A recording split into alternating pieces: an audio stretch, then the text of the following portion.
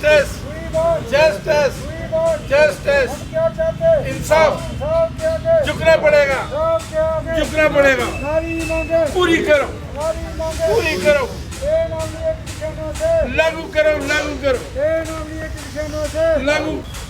हाँ, मैं Ajit Singh non gazetted police pension welfare forum का चेयरमैन बोल रहा हूँ।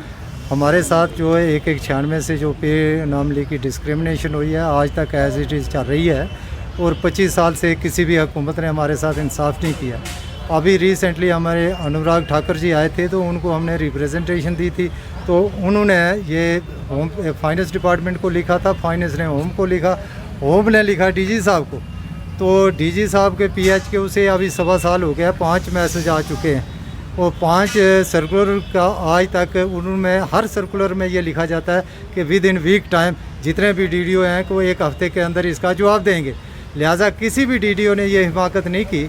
मैंने IG कश्मीर, IG जम्मू और जितने भी ऑफिसर साहबान सबसे ये रिक्वेस्ट की थी कि भाई हमारा जो है फाइनेंशियल इम्प्लीकेशन वो टोटली नंबर दे दो तो हमारा जो है ये मसला इसको होम तक पहुँचाया जाए। लिहाजा किसी ने बॉदर नहीं किया। आप 5वां मैसेज भी उन्होंने दिया, तो लिहाजा ये मैं चाहता हूँ कि हमारे DG साहब के ऑफिस से जो ऑर्डर निकलता है वो हमारे लिए खुदाई फरमान है।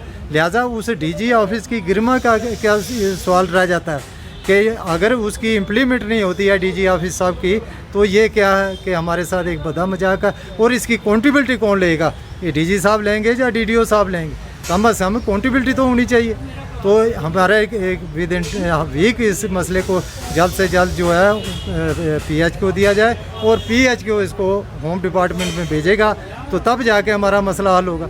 तो हमें बड़े दुख के साथ कहना पड़ता है कि इतनी कोरोना बीमारी में और इतनी एज में सीनियर सिटीजन आज सड़कों पर उतर कर अपने हक के लिए जिसने सारी ज़िंदगी मुल्क और कौम की सेवा की है और आज सीनियर सिटीजन हम सड़कों पर और प्रोटेस्ट धरनों पर उतर रहे हैं। बड़े अफसोस से ये बात कहनी पड़ती। और दूसरा ये जो हम ड्यूटी हमारे पर रूल सेंटर के लागू होते हैं, स्टेट एम्प्लॉई को अभी तक 300 रुपया जो मेडिकल अलाउंस दिया जाता है। हम ये चाहते हैं कि बस सेंटर का 17 जुलाई से उनको 1000 रुपया दिया जाता है, तो हमें वो 300 रुपया दिया जाता है। हम गवर्नर साहब से ये रिक्वेस्ट करेंगे कि हमें UT का बेनिफिट देकर हमें भी जो है मेडिकल अलाउंस 1000 रुपया मिलना चाहिए।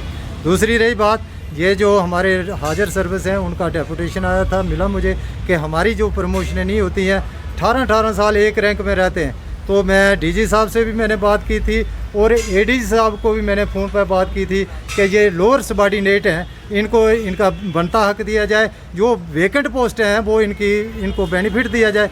किसी की साल सर्विस रहती है, किसी की 2 साल, और ये 18 20 साल एक रैंक में इनके साथ बहुत बड़ी बेइंसाफ़ी होती है और लिहाजा इनको इंसाफ मिलना जाए, दिया जाना चाहिए और इनकी प्रमोशन होनी चाहिए और इनको इज़्ज़त के साथ लास्ट में अपने घर जाने का मौका मिलना चाहिए। Thank you.